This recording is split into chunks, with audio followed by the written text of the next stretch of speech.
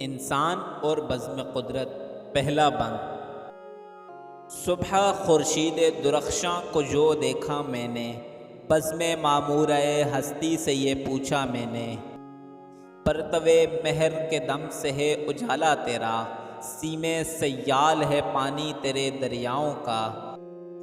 مہر نے نور کا زیور تجھے پہنایا ہے، تیری محفل کو اسی شمع نے چمکایا ہے۔ گل و گلزار تیرے خلد کی تصویریں ہیں، یہ سبھی سورہ شمس کی تفسیریں ہیں۔ سرخ پوشاک ہے پھولوں کی درختوں کی ہری، تیری محفل میں کوئی سبز کوئی لال پری۔ ہے تیرے خیمہ گردوں کی طلائی جھالر، بدلیاں لال سی آتی ہیں افق پر جو نظر۔ کیا بھلی لگتی ہے آنکھوں کو شفق کی لالی، میں گل رنگ خم شام میں تو نے ڈالی۔ رتبہ تیرا ہے بڑا شان بڑی ہے تیری، پردہ نور میں مستور ہے ہر شے تیری۔ صبح ایک گیت سراپا ہے تیری ستوت کا، زیر خورشید نشاں تک بھی نہیں ظلمت کا۔ میں بھی آباد ہوں اس نور کی بستی میں مگر، جل گیا پھر میری تقدیر کا اختر کیوں کر۔ نور سے دور ہوں ظلمت میں گرفتار ہوں میں، کیوں سیاہ روز سیاہ بخت سیاہ کار ہوں میں۔ انسان اور بزم قدرت، دوسرا بند۔ میں یہ کہتا تھا کہ آواز کہیں سے آئی، بام گردوں سے یا وہ صحن زمیں سے آئی۔ ہے تیرے نور سے وابستہ میری بود و نبود، باغباں ہے تیری ہستی پہ گلزار وجود۔ انجمن حسن کی ہے تو تیری تصویر ہوں میں، عشق کا تو ہے صحیفہ تیری تفسیر ہوں میں۔ میرے بگڑے ہوئے کاموں کو بنایا تو نے، بار جو مجھ سے نہ اٹھا وہ اٹھایا تو نے۔ نور خورشید کی محتاج ہے ہستی میری، اور بے منت خورشید چمک ہے تیری۔ ہو نہ خورشید تو ویراں ہو گلستاں میرا، منزل عیش کی جاں نام ہو زنداں میرا۔ آہ اے راز عیاں کے نہ سمجھنے والے، حلقہ دام تمنا میں الجھنے والے۔ ہائے غفلت کہ تیری آنکھ ہے پابند مجاز، ناز زیبا تھا تجھے تو ہے مگر گرم نیاز۔ تو اگر اپنی حقیقت سے خبردار رہے، نہ سیاہ روز ہے پھر نہ سیاہ کار ہے۔ مشکل الفاظ کے معنی۔ بزم قدرت یعنی قدرت کی محفل، مراد یہ کائنات۔ خورشید و درخشاں یعنی چمکتا ہوا سورج، معمورۂ ہستی مراد آباد دنیا۔ پرتوے مہر یعنی سورج کی روشنی۔ دم یعنی وجہ یا سبب۔ سیم سیال یعنی بہتی ہوئی چاندی۔ محفل کو چمکانا یعنی محفل روشن کرنا یا رونق کا سبب بننا۔ خلد یعنی وحشت۔ سورہ والشمس یعنی پارے کی ایک سورہ جس کا آغاز والشمس سے ہوتا ہے، یعنی اللہ نے سورج کی قسم کھائی ہے۔ خیمہ گردوں یعنی آسمان کا خیمہ یا آسمان۔ افق یعنی مراد آسمان کا دور کا کنارہ۔ لالی یعنی سرخی۔ مائے گل رنگ یعنی سرخ رنگ کی شراب۔ خم شام یعنی شام کا مٹکا۔ مستور یعنی چھپی ہوئی۔ ستوت یعنی شان و شوکت یا دبدبہ۔ ظلمت یعنی تاریکی یا اندھیرا۔ اختر یعنی ستارہ۔ کیوں کر یعنی کس طرح۔ سیاہ روز یعنی جس کا دن تاریک ہو یا بدقسمت۔ بام گردوں یعنی آسمان کی چھت۔ وابستہ یعنی بندھی ہوئی۔ بود و نبود یعنی ہونا یعنی ہستی اور نہ ہونا یعنی نیستی۔ پے گلزار و وجود یعنی ہستی کے باغ کے لیے۔ صحیفہ یعنی کتاب۔ بگڑے کام بنانا یعنی جو کام غلط ہوئے انہیں ٹھیک کرنا۔ بے منت خورشید یعنی سورج کے احسان کے بغیر۔ ویراں یعنی ایسی جگہ جہاں کوئی آبادی وغیرہ نہ ہو۔ منزل عیش کی جا یعنی عیش کے ٹھکانے کی بجائے۔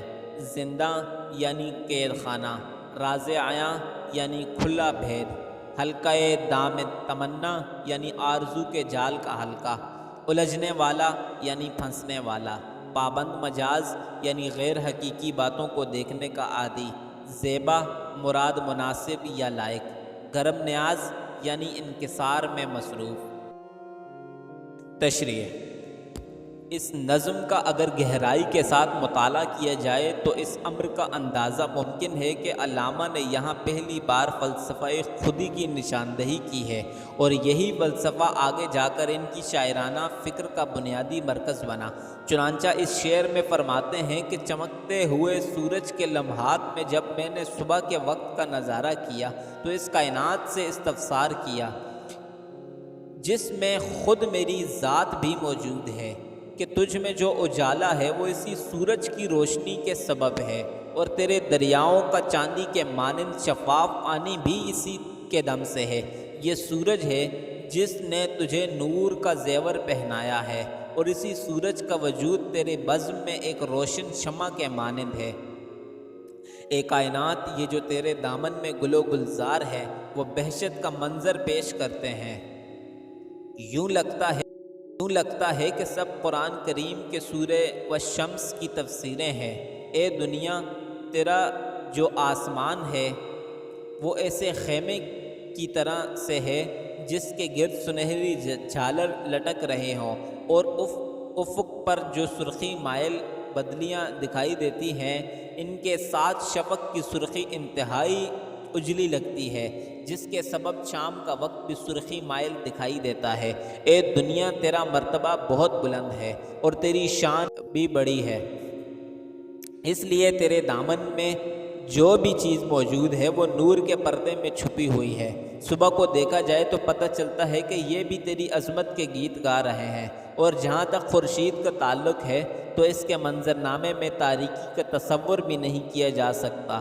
تیری اس نور کی بستی میں ہر چند کہ میں بھی رہائش پذیر ہوں، لیکن اس کی کیا وجہ ہے کہ میری قسمت کا ستارہ روشنی سے محروم ہے۔ تیری ان روشنیوں سے دور ہوتے ہوئے میرا وجود ظلمت کے محبس میں ایک قیدی کے مانند ہے۔ چنانچہ میں تجھ سے پوچھتا ہوں کہ پھر کیا وجہ ہے کہ میں ہی تیرے دامن میں رہتے ہوئے بد نصیبی اور بدقسمتی کا شکار ہوں۔ میں ابھی اپنے انہی خیالات میں گم تھا کہ ماں کہیں سے میرے کانوں میں آواز آئی، تاہم یہ نہیں کہا جا سکتا کہ یہ آواز آسمان سے آئی یا پھر زمین سے بلند ہوئی۔ اے انسان، اس حقیقت کو جان لے کہ کائنات کا عدم یا وجود صبح دم کے طلوع ہوتے ہوئے سورج کے دم سے نہیں بلکہ تیری ذات سے ہے، کہ تیری ہی ذات ہے جو میرے گلستان کے لیے ایک باغبان کی مانند ہے۔ اے انسان، تیرا وجود ہی ہر نوع کی خوبصورتیوں کا مجموعہ ہے، اور جہاں تک میرا تعلق ہے میں تو ان خوبصورتیوں اور مظاہر فطرت کے عکس کی طرح ہوں۔ تو ہی عشق کا وہ صحیفہ ہے جس کی تفسیر میری ذات ہے۔ تو ہی ہے جس نے میرے بگڑے ہوئے کاموں کی مثبت انداز میں تکمیل کی ہے۔ یہی نہیں بلکہ اس کارکردگی کے ضمن میں جو بوجھ میں نہ اٹھا سکا وہ تو نے اٹھایا ہے۔ جہاں تک میری ذات کا تعلق ہے دیکھا جائے تو وہ سورج کی روشنی کی محتاج ٹھہرتی ہے، جبکہ تجھ میں جو چمک اور تابندگی ہے اس کے لیے سورج کی روشنی قطعی طور پر درکار نہیں۔ اگر سورج کا وجود نہ ہو تو میرا گلستان، میری ہستی ایک ویران صحرا میں تبدیل ہو کر رہ جائے۔ اس کے برعکس تیری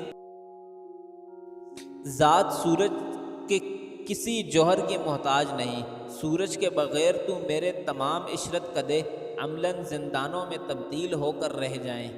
افسوس اے انسان، تو اس راز کو بھی نہ سمجھ سکا جو عملاً بالکل واضح ہے۔ اس کی وجہ غالباً یہ ہے کہ تو خود ہی اپنی خواہشوں کے دام میں الجھ کر رہ گیا ہے۔